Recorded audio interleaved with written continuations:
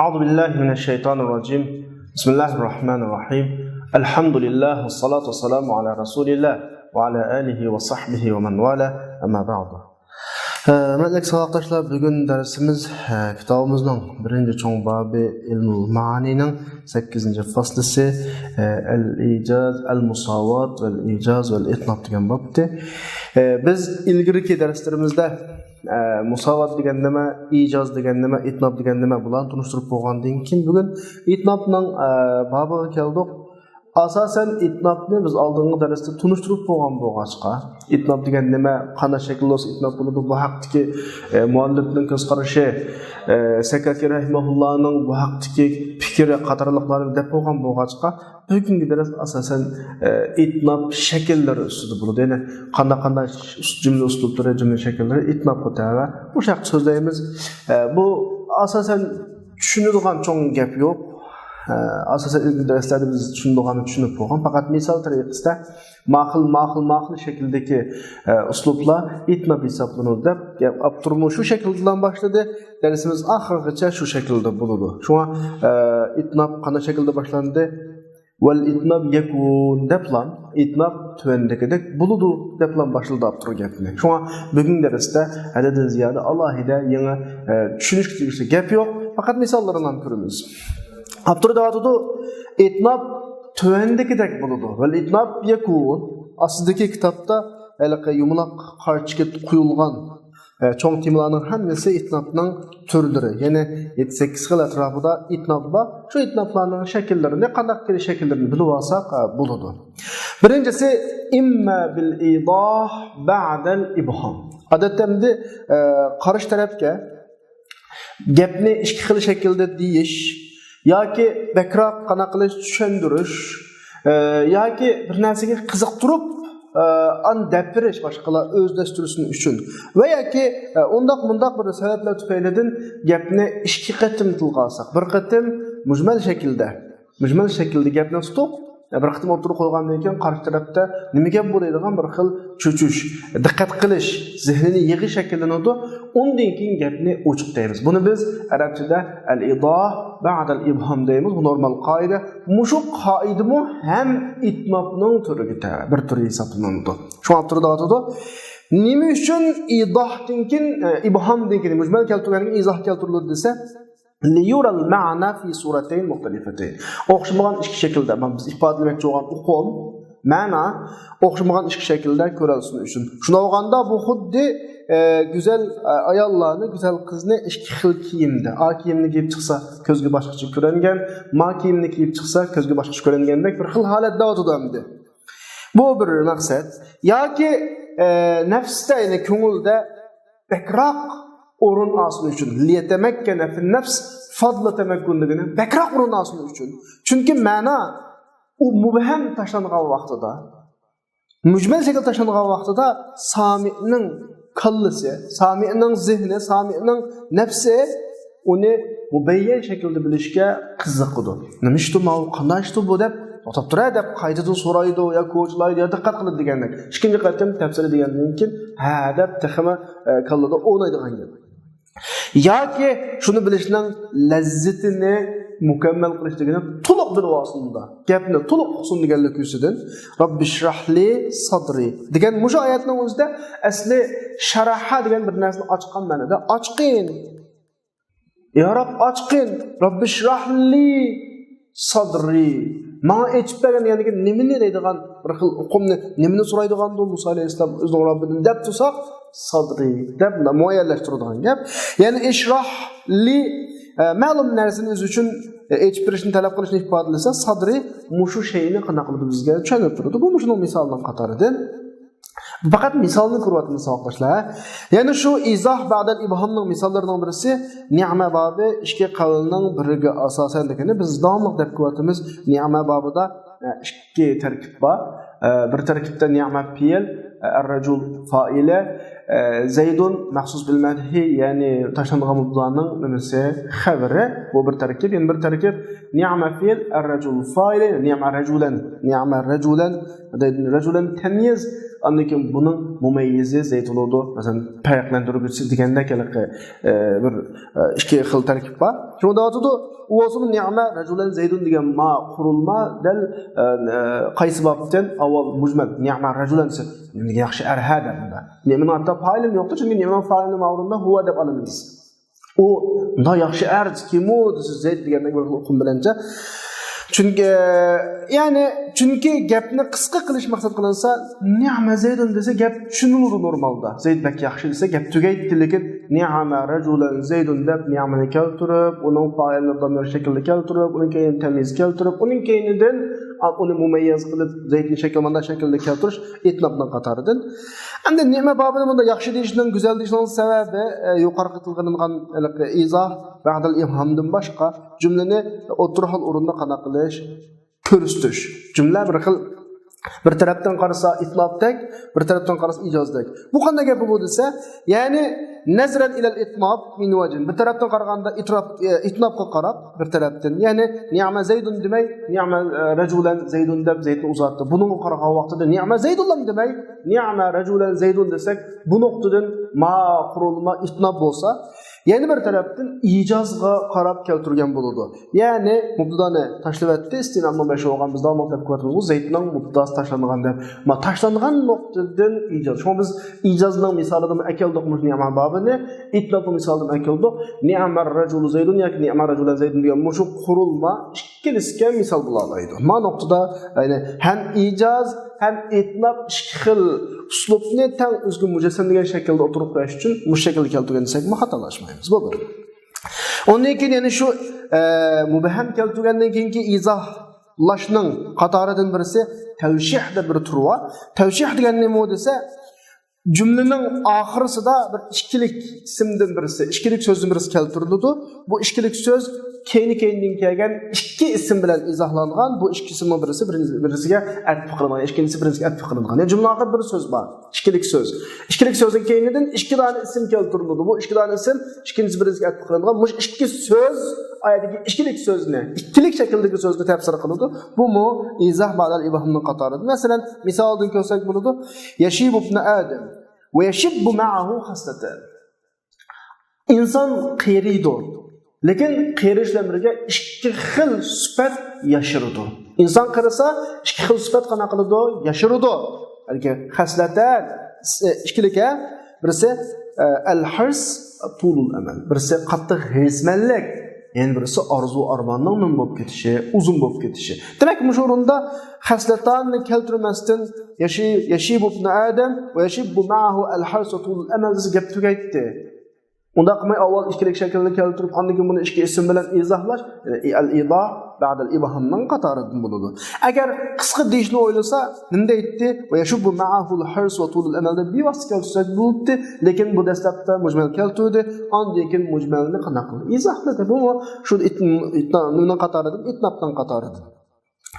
İkincisi, itnobning ikkinchisi, birinchisida izoh ba'da al-ibham emasmi? Ikkinchisi amdan keyin xasni so'zlash orqali bo'ladi. Odatda normalda am bir so'zni qo'llanib bir maqsadni ifodalasak, shu am o'ziga olgan butun uqumlar shunga kirib ketishi kerak. Masalan, darslarga ahamiyat beringlar desa, butun darslarning hammasi ahamiyat darsi kirib ketadi. Ammo yana biz o'quvchilarga alohida bir nuqtani ta'kidlamoqchi bo'lib, shu amning ichida bo'lsa-mu, yani alohida birisini xas akab qo'ysak, maxsus akab qo'ysak, bu amdinkin xas keltirishdi, bu itnobning qatori. Bu yerda faqat shu xas keltirgan, maxsus keltirgan tarafninki alohida ahamiyati yusidan keltirgan bo'lamiz. Masalan, litanbih ala fadlihi deydi. Shu xasning fazliga ogohlantirish uchun xuddi amning jinsini emasdak, buni sifat jihatda qarama-qarshilikni, buningdagi sifat jihatga qarama-qarshilikni, zotnikini o'zidagi qarama-qarshilik o'rniga chiqsa, bu ularga o'xshamaydi degandek bir xil tuyg'uni berish uchun ashta keltiriladi. Hafizu ala salovat desa, namozlarga alohida ahamiyat beringlar desa, bu namozning hammasiga ahamiyat berish ifodalanadi bu o'rinda. Endi buning ichidan asr namozni ayirib chiqib, va salatil wusta, va salatil nima wusta deb ayirib chiqib xuddi namoz, boshqa namozlarga o'xshamaydi. Bu alohida namoz, ahamiyat berish tegishli degan ifodalash maqsad qilingan bir hukm. Ondan keyin yana itnobning yana bir turi ma'lum bir bo'lakni ma'lum alohida maqsad, nukta degani alohida maqsad yuzasidan takrorlash orqali itnob shakllanadi. Masalan, Allohning tuandagi ogohlantirishni ta'kidlaganga o'xshash, kalla sawfa ta'lamun, thumma kalla sawfa. Buni pat orada bilib qolasizmi? Pat orada bilib qolasizlar. Pat orada bilib qolasizlar deganlik bunda bir ogohlantirishni taxam askartishdi. Bu thummada ikkinchi ogohlantirishning birinchisi qolgan vaqtda daha mazmunroq ekanligi, chunki masalan oddiy emas ekanligini nimasi ifodasi bu yerda chiqdi. Bu ham jumlalarning takrorlanishi, bilaklarning takrorlanishi ham itnobning qatoridan. Yoki u itnob ig'ol bilan bo'ladi. Ig'ol bilan bo'ladi. Ig'ol asl lug'at ma'noda bir ishlarni cho'ng qurilib ketganini nima deydi? Ig'ol deydi. Bir ishlarga. Endi davlatda dilinde ig'ol deganimiz beytni deydi. Uningsiz ma'ni tamom bo'ladigan inchki bir nuqtani ifodalaydigan bir bilak bilan qanaq qilish, oxirlashish. Masalan, beytning oxiriga bir bilak kelib qo'y. Asli buni akamasakmi normalda ma'ni chiqaveradi. Lekin ma'nini texmi cho'nqurlashtirish uchun, mo'llashtirish uchun mablag'ni kelib qo'ydik. Demak, asli jumlaning qurilmasiga akamasakmi bo'ladigan bir bilakni ma'nini cho'nqurlashni kelib qo'yganligimiz bu ig'ol deb ataladi. Ig'ol itnobning qatoridan yana. Masalan, Xansaninki o'zining qirinishi sahriga o'qiganlar so'zlik ekan, ziyoda mubolag'a buning misoli bo'la oladi. Va iza sahran latatammu bihal hudatu va inna sahran latatammu al hudatu bihi ka'annahu alamun fi ra'sihi naru desa. Sahra o'zining o'qisini demakchida ham yakisini. Yo'lda mang'alla bunu bilan yo'l topadigan bir odam degani xalqning manbasi va xalqning marja'i, xalq mushahadakilar qanday ish qilmoqchi bo'lsa, musahraga qarab turib, sahraning ishoratiga qarab turib, sahraga ayishmoqdi. Xuddi u tog' desa, xalq odatda sahralarda yo'l mangan vaqtida yo'l musofasidan ezib ketmaslik uchun yiroq egiz tog'larga qarab turib, shu yo'lni belgilab mangadi. Gap tugudi. Sahraning butun odamning bir agish ma'lulgan bir manba ekanligi ifodalandi-da bu yerda. Gap tugishi kerak. Ham oxirida texnik cho'nqurlatib uning ustida o't bor degani hamda favqulodda maxsus bekitilgan deganda gapimdi. Burungi zamonlarda musofirlar yo'lovchilarning to'g'ri yo'lni musofirni to'g'ri belgilab uchun egiz-egiz taqlarga o't yig'ib qo'ygan. Shu o'tni bo'ylab mang'adida Almayada asli o'tning akamisi bir tog' hammadan tog'ga qarab mang'udi desa gap tugaytilgan o'tni qo'yganligi bu. Maxsus boshqalar agishmag'an alohida degandek bir xilmani chiqadi. Buni biz ig'ol deymiz. Bu nimaning qatoridan? Itnobning qatoridan. Ya'ni shoir deydi.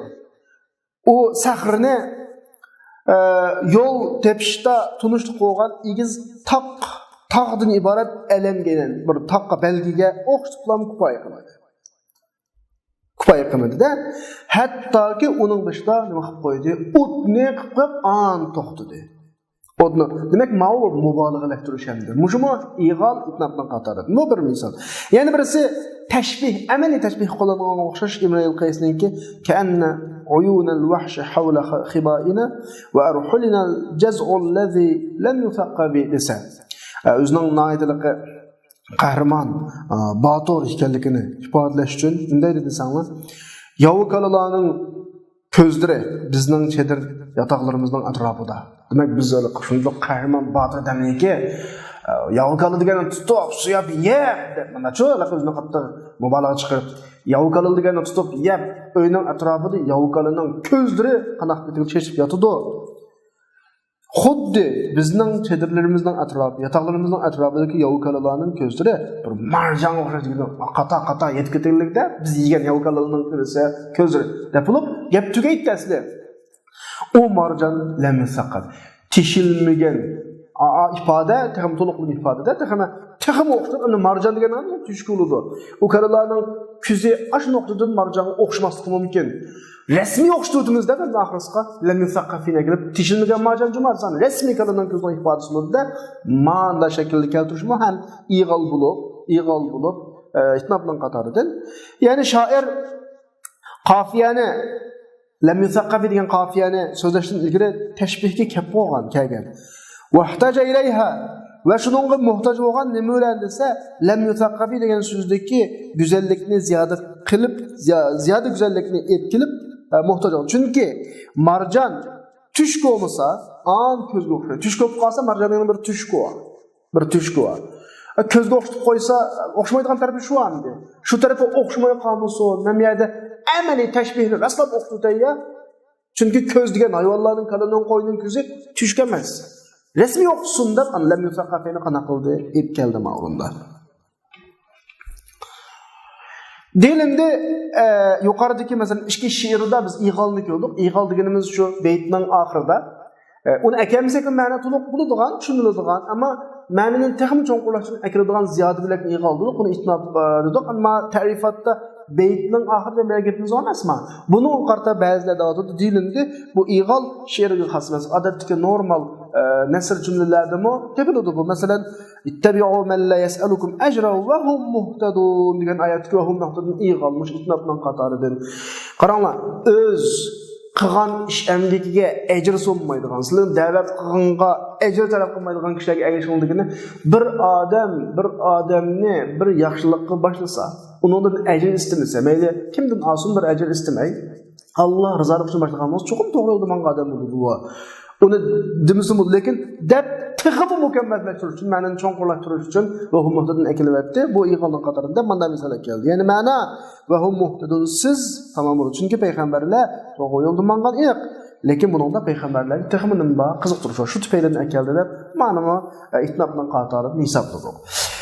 Endi yoki u itnob, ya'ni itnobning tugma bo'ldi. Hammasi itnobning misollari, turlari. Yoki u itnob tazyil bilan bo'ladi. Tazyil asli lug'at ma'noda quyruq keltirish degan ma'noda.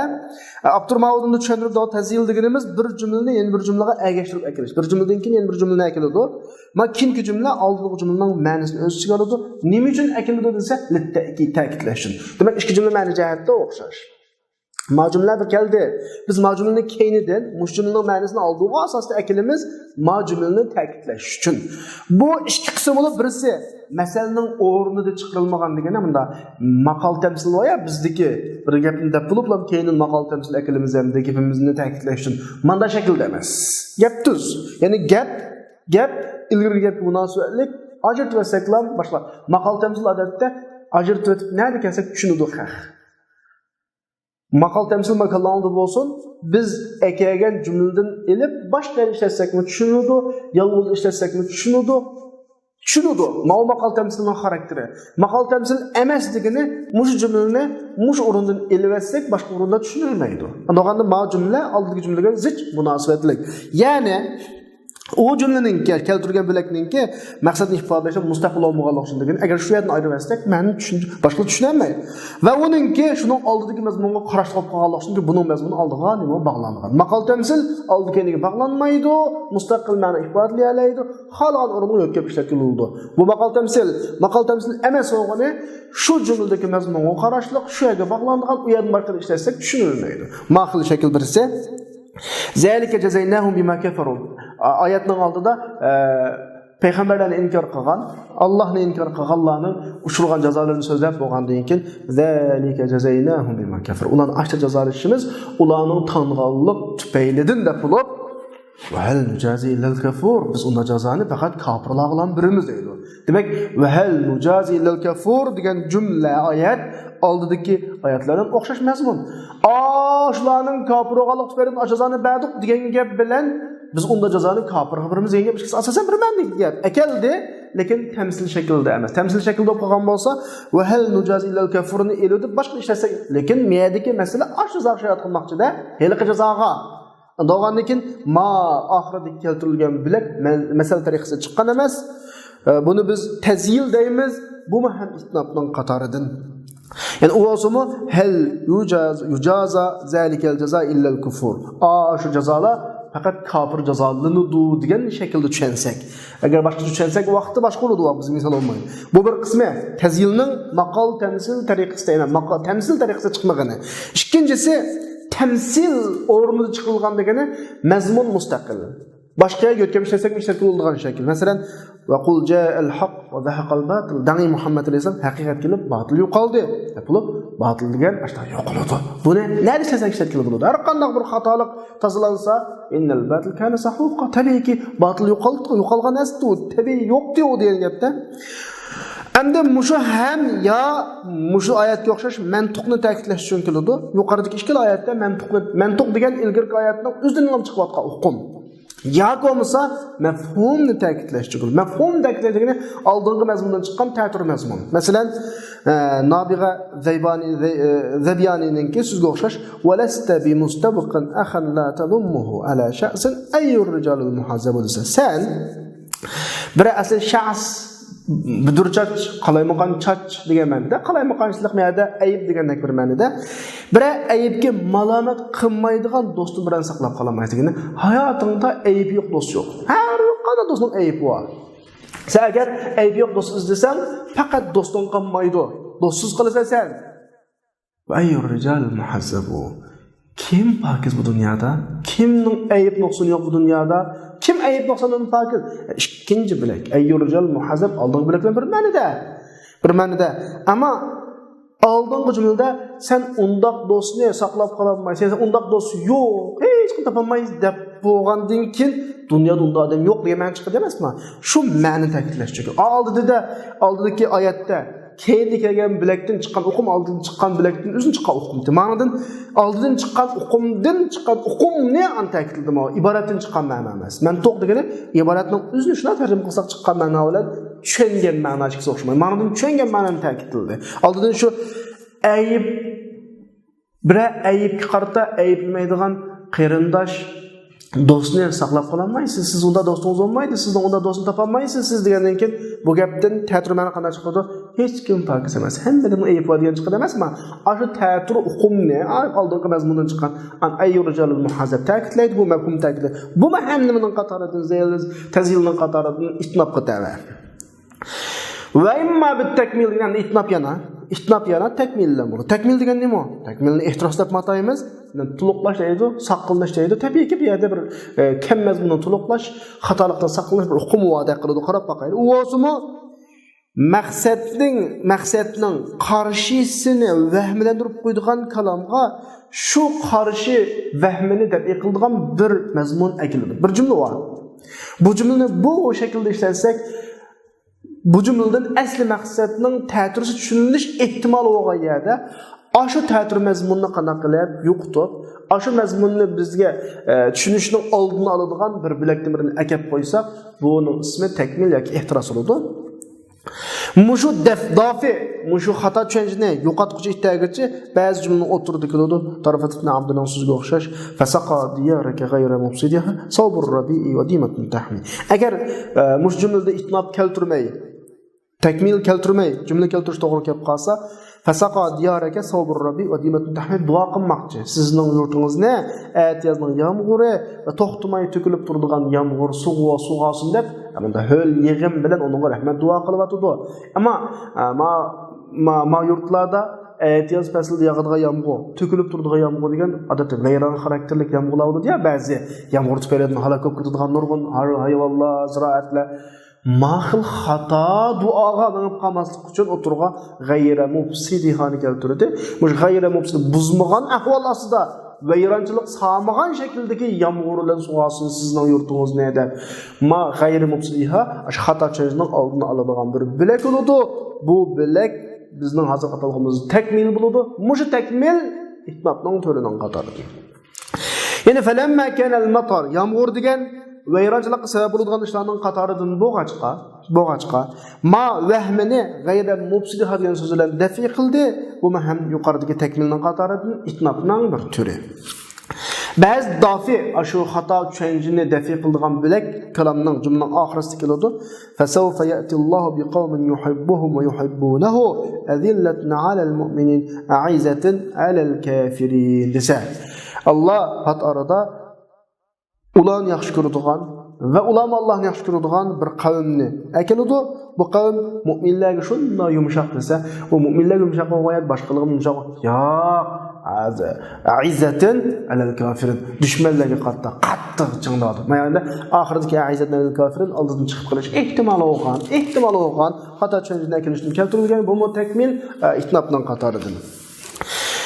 Va imma bit tatmim, ya'ni itnob tatmim bilan bo'ladi. Tatmim degan, ya'ni shu temmemeden çıkan, tüp yıldızı temmeden çıkan, mükemmelleştiriş, tuluklaş degan ma'noda. Bu yerda shu xil hukmdagidek bir narsa chiqadigandan keladi.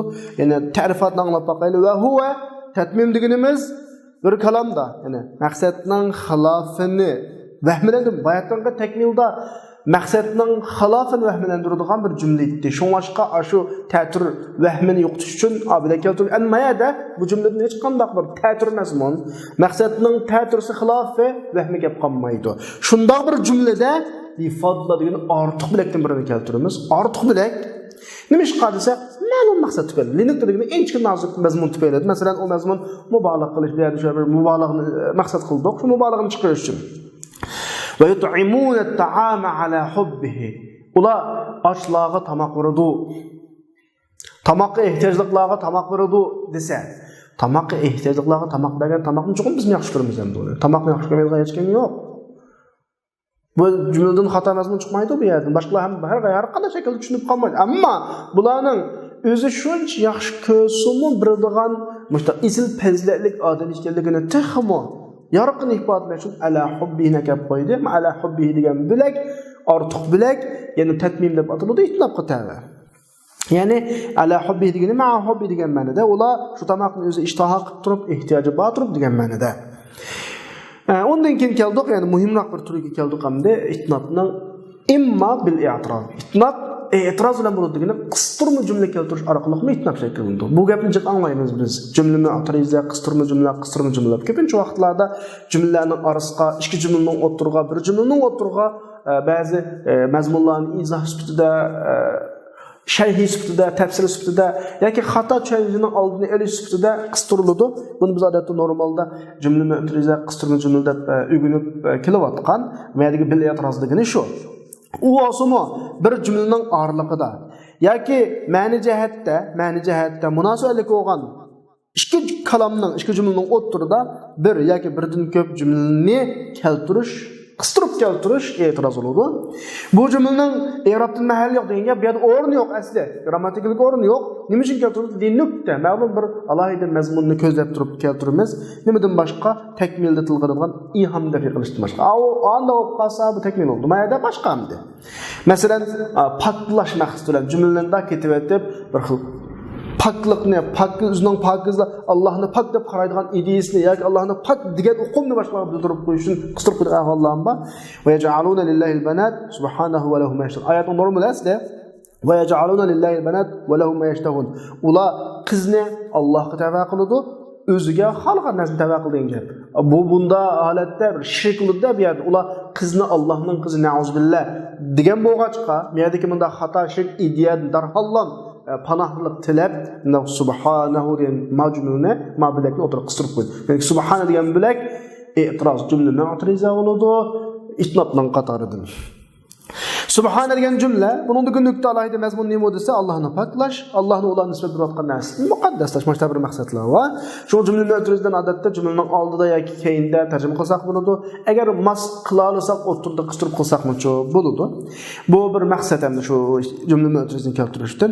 Undan keyingi maqsad duo maqsadi bilan jumla mu'tarizlar qistiriladi. Odatda normalda biz bir yashangan odam bilan paraqlashib ketib, necha yillarga desa, 80 yoshga desa, Alloh umrini uzun qilsin debliginde odda yaşapla deganda gapni qilib o'tirdiki shu gaplar doktor kasaldan qashqa kirsak endi siz og'rib qoldingiz Alloh shifolik qilsin deb o'tib gapimizni desak o'tirdiki qistirgan jumlamizning hammasi jumla mu'tariz bo'ladi.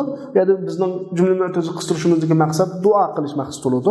Masalan, Avf ibn Muhallam Shaybonining o'zining cho'nglikqa ojizib qolganligini shikoyat qilib o'qigan bir she'risi bor. Inna samanina qad bulliqtaha قد أهوجت سمع إلى الترجمان desa. Cümle asli inna samanina qad ahwajat sam'a ila tarjuman. Ma 80 yaş mening quluqimni tarjumanga muhtoj qilib qo'ydi. Men gapni anglamaydigan qoldim demakki, vaqat bulliqta hadina aldultaga odamga duo qilgan gap. Men 80 yoshga qoldim, sizni Xudoyim 80 yoshga yetkiza deb duo qilib qo'yib o'tib ketgan gapda bu duo batnas emas. Yani bu yerdagi shoirninki va bulliqta degan so'zi jumla mu'tariza inning ismi bilan xabarini o'tirdi duo maqsadida buni bayatni dedik-ku. Yana bir shoirning so'zida kelgan tuandagi shoirning so'zidagi jumla mu'tariza tanbih uchun boshqalarni eskartish uchun va alam fa ilmul mar yanfa'uhu an sawfa ya'ti يأتي كل ما أن سوف يأتي كل ما قدر. Yani asli va'lam degan fe'lning maf'ulun bihisi andan tortib oxirgacha. Oldidagi fa'ilmul mar'i yanfa'uhu degan ogohlantirish qismi jumlasi. Masalan, "Hey ukam, magapni anglab qo'ying, biz bunday boramiz, bu gap degan anglab qo'yganingiz yo'q" deb o'tirdi. Gap degan anglab qo'yganingiz yo'q deb qo'ymiz-ku. O'sha gapni o'zi qistirib jumla. Ammo demak jo'g'an anglab qo'ying degan gap akayniki gap. Bu yerda bilingki taqdir qilingan narsaning hammasi kilidi. Demakchi, buni o'tirg'a bilib qo'ying. Endi bilgandan foydasi yo'q. Fa'ilmul mar'i yanfa'uhu. Inson bilgan narsa insonga foyda qiladi. Shuni bilib qo'ying. Taqdir qilingan har qanday ish kilidi. Buni siz lozilikda bo'ling demakchi. Yani fa'ilmul mar'i yanfa'uhu degan jumla mu'tirisi i'lam bilan maf'ulun bihining o'tirida, maf'ulun o'tirida maqsad qarash tarafini ancha-muncha qanday qilish ogohlantirish. Demak, yuqoridagilarning hammasi itnobga tabi. Undan boshqa yana itnobning jumlasidan kelgan mazmunlardan birisi ikki jumlaning o'tirida va mimma jaa min al-itnob baynal kalamayn. Ikki jumla o'tiridagi itnob bo'lib kelgan mazmunlarning qatoridan birisi o bir jumladan kelib qildigan ahvollarning bor. Alloh subhanahu va taolo tuandagi so'zi shuning qatoridan. Qawluhu mubtada mimma jaa min al-itnob baynal kalamayn bu xabar va huwa akthar min jumla aydan degan holat, ya'ni Alloh taoloning tuandagi so'zimi shu ikki jumla o'tiridagi itnob bo'lib kelgan qabiladan bu bir jumladan ortiq keliglik. Masalan, fa'tuhunna min haythu amarakumulloh innalloha yuhibbut tawwabin va yuhibbul mutatahhirin nisaukum harsul lakum. Asli gapni kimda qarasak, fa'tuhunna min haythu amarakumulloh nisaukum harsul lakum. Sizlar ularga Alloh buyurgan tarafdan kelaveringlar, chunki ular sizlarning etizliqinglarga o'xshaydi. Etizliq nima kelsa bo'ldi demakchi. O'tirdiki innalloha yuhibbut tawwab va yuhibbul mutatahhirin degani, ammo tabiatga mos kelmaydigan nachar past ishlardan saqlaninglar. Alloh poklarni, pokishqo'shlarni, tavba qiluvchilarni yaxshi ko'radi deb o'tirg'ima ikki jumlani qistirib qo'ydi. Ya'ni nisaukum harsul lakum degani fa'tuhunna min haythu amarakumullohning bayoni. Ama ikki bayonning o'tirg'i, bayon bilan mubayyanning o'tirg'i ikkidan jumla qistirildi. Ma e'tirozdagi, ma jumla mu'tirizdagi nuqtaning asosiy ko'zlagan maqsad chiqarmoqchi bo'lgan ma'no ularni buyurilgan ishlarga qiziqtirish, cheklangan ishlarni yenish. Ba'mi degan yava. Ba deb ruxsat qilgan yava. Ma bir pokizlik, ma bir pastlik. Sen pokiz bo'lsang, past taraflardan neri bo'lsang, Allah buyurib chekilgan ishlarni neri tursang, Alloh gunohingni mag'firat qiladi, yaxshi ko'radi degan hukmni berishdi. Yani bir bilik ulamolar, bir bilik olimlar davatida e'tiroz, yani jumla mu'tiriza buning ahamiyati yuqoritilgan gap bilan qaydlanmaydi degani, yuqoritilganidan bir bilik misollar, u gapning hammasi butun jumla mu'tirizaning nimasi emas, ahamiyati emas. Ba'zida nuqta, ya'ni jumla mu'tirizadagi alohida ifodalanmoqchi bo'lgan inchki mazmun maqsadning ta'tirisi, maqsadga qarshi keladigan mazmunning vahmisini dafiy qilishga, xato tushunishning oldini olish uchun jumla mu'tirizaga keltirilib qo'yiladi. Lekin yana ba'zida ularning ba'zisi jumlaning oxirisida muttasil bo'lgan jumla, uning bir muttasil jumla ulashmay, agashmay kelgan shaklda tushishim to'g'ri dedi. Nima dekasi bo'ladi dedi. Undaqanda tazyilni ma'lumning malgibi bo'yicha iyada keltirgan tazyilni jumla mu'tirizaga tiqib o'tish to'g'ri keladi. Bizning ta'rifotimizda itnob jumla mu'tiriza jumla o'ttirdi keladi. Ammo ba'zilar oyog'ida kasm bo'laverdi. Oyog'ida kasm bo'ldi desak, biz bayatni so'zlagan tazyilni buni tahtiga kiritib qoladi. Va takmilning suratining ba'zi shakllari kiritib qoladi. Ba'zi buni shart qildi, lekin har holda jumla yoki birdan ko'p jumla bo'lishini shart qilmadi. Ana o'g'anda xulos qilib jumla mu'tirizalarning qo'shida tatmim va takmilning ba'zi shakllarini o'z ichiga oladi. Ammo shuna bir hukmni borligini bilib olsak, bu da cho'ng masala emas. Tamam. Endi o'zimizning gapga kelaylik sanoqdoshlar. Biz bugun itnobning turlari, shakllarini bir-birlab misol shaklda ko'rib o'tgan bo'lgandan keyin itnobni biz oldingi sonlik dars tushunib bo'lgan. Biz itnobga nechta turini bayon qildik. Masalan, idoh ba'dal ibham itnobning qatoridan, zikrul xos ba'dal amma itnobning qatoridan, undan keyin tazyil, takrir itnobning qatoridan, ig'ol itnobning qatoridan, tazyil itnobning qatoridan, takmil itnobning qatoridan, Tatmim itnabning qatoridan va e'tiroz itnabning qatoridan bayatning haqqi itnabning turlarini bayon qildik. Endi buni ulardan tugab qolmaydi. Shu Abdur eng oxirida bir yo'ldan birini aytib qo'ydi. Davotida va imma bi g'ayri zalik. Itnab yuqori tilg'ilingan shakllar, boshqa shakllar bilan mo shakllanadi. Masalan, allazina yahmiluna al-arsha va man hawlahu yusabbihuna bihamdi rabbihim va yu'minuna bihi. Qaranglar. Allah'ның әршісini күтіріп тұрдық Allah. Оның ətrafıdakiler Rabbiga hamd etişlerini təsbih ediyor ve işinidir. Ve işinidir keltirmesin o. Allah'ın әршісini kütürüp durğan pərişdilər ve təsbih etib durğan pərişdilərin işinişi muqarrar. Ve yu'minuna bihini keltirib qoyuşuya məyədə bu bir niminin qatarıdır. İstinabның qatarıdır. Yani eğer bu yada qısqa deməkçi olsa ve uxtusuyla qısqartılsa ve yu'mina bihini tilg'alanmaydi. Çünkü ularning imanini, ularni isbot etadigan adam inkar qilmaydi. Malaika bor degan ularning imonini inkar qilmaydi. Endi buni so'zlashni bu yerda chiroyli qilgan sabab nima? Nima uchun bu yerda keluvdan bo'lsa desa, buning sababi iymonning sharafini oshkorlash, shuni qizg'in. Hatto malaikalar iymon etmasmi degandekchi. Tamam, şunu olan gap oxirlashgan bo'ldi. Endi Abdurrahman dedi va alam annahu qad yusaful kalam de gap istinobdan gap o'tibdik. Boshqa qaytaylik. Biz yana ijoz istinоб degan qaytaylik. Ijoz istinobning biz aşı kitob mushdarsimizning 5'ida tunishtirgan bo'yicha mutaaraful awsatdan, ya'ni yoki maqom loyiq bo'lgan shakldan yoki deyilish holatdan ortiq bo'lib qolgan itnob, azob qolgan nima dedik hisobda ijoz deb shundoq emasmi? Abdurrahman dedi bilgunki jumla ijoz itnob bilan sifatlangan hollar va ba'zi vaqtda harflarining ko'pligi va ozligi bilan şu cümlege asli ma'noda barobar yana bir cümlege nisbatan. Demak, cho'g'ini ikki jumla bor. İki cümle var. İkisi ma'nosi o'xshash. İki cümlening ma'nosi tam o'xshash. Ammo o'xshash ma'noni ifodalayotgan ikki cümlening harf soni o'xshamaydi. Ma birisi jiqroq, birisi ozroq bo'lib qolsa, mushunga qarabmi? Mushunga yuqoridagilar kirmaydi-ku bu. Mushunga qarabmi? Ma shu ma'noni ko'p harf bilan ifodalagan jumlani itnob, oz harf bilan ifodalagan jumlani ijoz deb qana qilamiz. Desak bo'ladi, sifatlasak bo'ladi. Masalan, buning qarab baqaylik. Misoliga يصد عن الدنيا إذا عنا سودد ولو برزت في زي عذراء ناهدي. Dünyadan tuzuduğu ulugluk aşkar olsa. İza anna sudedun. Gerçi o tolgan küçük kızның Azra degan gap taxmında to'y qilmagan qiz demekçi-ku, beg'ubar qiz. Tolgan beg'ubar qizning shaklida oshkor bo'lgan taqdirdimi?